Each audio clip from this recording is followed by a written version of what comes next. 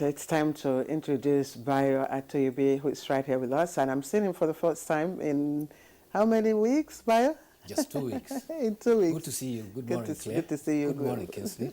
Good morning, Nigeria. Right, Bayo, good to see you. Okay, let's begin by taking a look at the window page of the Nation newspaper. Above the name flag, why South governors call for dialogue by Okowa. APC convention can hold before fourth quarter and congresses get dates. That's page 6. Federal government begins building of Kano to Dai highway, and army redeploys 11 generals in a major shakeup. And below that, that's to say the name flag says Monday is public holiday. That's in celebration of Democracy Day, which is tomorrow, by the way. So Monday is being granted as work-free day nationwide. North Group seeks suspension of constitutional review, page 28. Insecurity, that's the kicker, shoot on site, still in force, says Buhari. President inaugurates Lagos-Ibadan rail, someone will lose security equipment. Maritime security project takes off.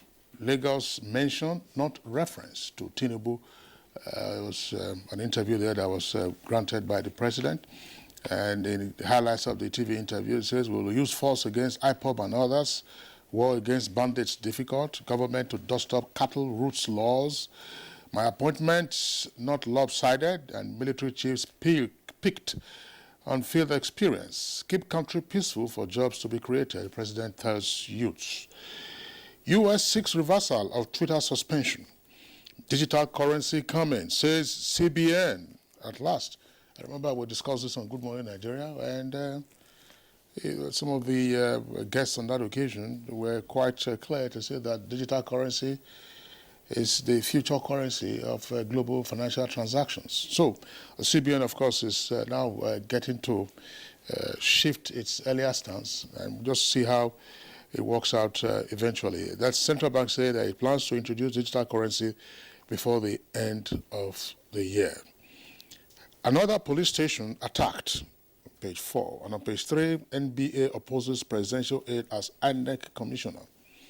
And you see the president there, along with the governor of Lagos State, governor of Ekiti, and the minister of transportation, during the inauguration of the Lagos-Ibadan standard rail gauge for commercial operations. And that was in Lagos yesterday. Claire. All right, let me also take off from that event that happened in Lagos. And there was a landmark event. That's the inauguration of the Lagos-Ibadan standard gauge. It's a double standard gauge rail project, and it was just spectacular to see, you know, the facilities, the infrastructure, and I think, Bayo, maybe we need to quickly talk about that, you know, before the other stories, because that's a landmark achievement for this administration. It's the fourth, anyway. Yeah. It's the fourth, you know, double. Yes, indeed. The 157-kilometer Lagos-Ibadan standard gauge train was formally inaugurated by Mr. President yesterday, and the President reiterated that it is a milestone in the revitalization of the railway as a choice of mode of transportation for both passenger and freight. One of the highlights of it is that there's a link to the Apapa airport. Therefore, goods from the quayside can now be transported by rail directly to inland container depot at Ibadan for further distribution inland. President was engaged also in other activities. The President launched the Deep Blue Project, an initiative of the Ministry of Transportation and the Ministry of Defense. This is to manage the maritime and the Gulf of Guinea security challenges. Until now, goods coming to Nigeria were treated as if they were going to a war zone, and it is expected that with the Deep Blue Sea, security in the Gulf of Guinea will be seriously enhanced. One other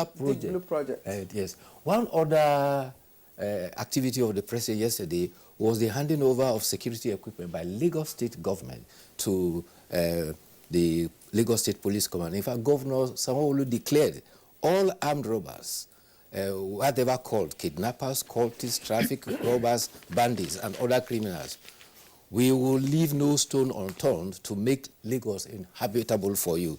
And the Inspector General of Police, Usman Baba Al-Kali, also said no effort will be spared in building the morale of the police, and he restated the loyalty of the police and commitment and determination of the police to reclaim the public space. President Muhammadu Buhari also commended the resilience of Lagos, especially during the Endside riots. And while commending Lagos, he also recommended to other states to emulate Lagos in supporting the police. Okay, but let's quickly, because we have just very limited time. Let me quickly take the other stories and then see if there's others that we can talk about in the time we have. Headers back Buhari as Afenifere, Ohaneze rejects grazing routes recovery. That's the lead story on the front page of the Daily Trust. And it comes with two riders. It's impossible to stop open grazing overnight, experts. And go and resolve your security challenges, President tells governors. That's trending on the front page. And then, of course, just at the foot of the paper, 3-month-old baby, 5 women kidnapped in Abuja. U.S. Senate confirms Karishi as first Muslim federal judge. Karishi, it's on page 42. And, of course, Army redeploys 11 generals, appoints new spokesman. Details of that on page 11. Now, below the nameplates, gunmen kill 11 in fresh attack on Benue villages. And this one is for NYSC core members. Reps drop plan to scrap NYSC. And 2023, you can't sit in Lagos and dictate APC zoning, Buhari. I think this is all the stories trending on the front page of the Daily Trust. Yes.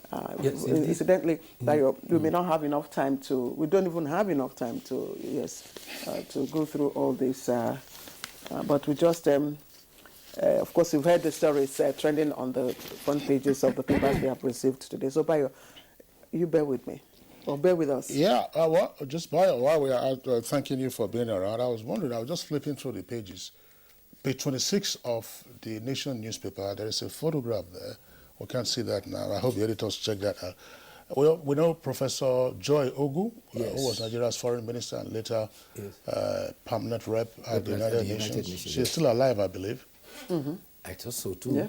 Yeah, because I was just also checking now online, and but there's a misleading caption.